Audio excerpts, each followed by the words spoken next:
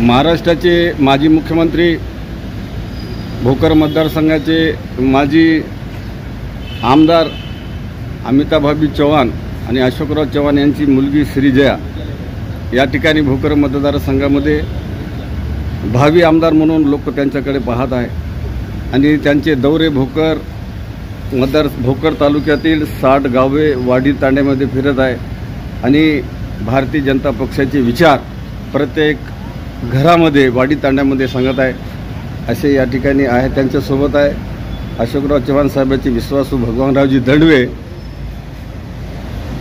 जगदीश पाटील भोसीकर आणि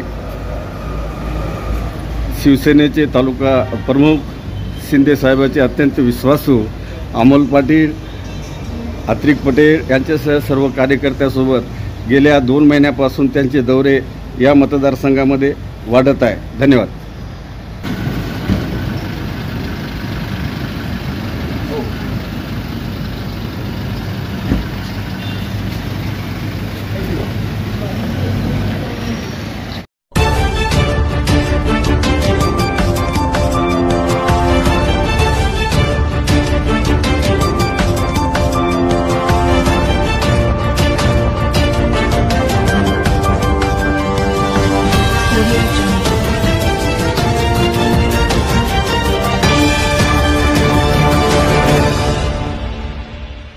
नमस्कार, मी दिनेश मुदोळकर, प्रवक्ता न्यूज लाईव्ह मध्ये आपलं स्वागत।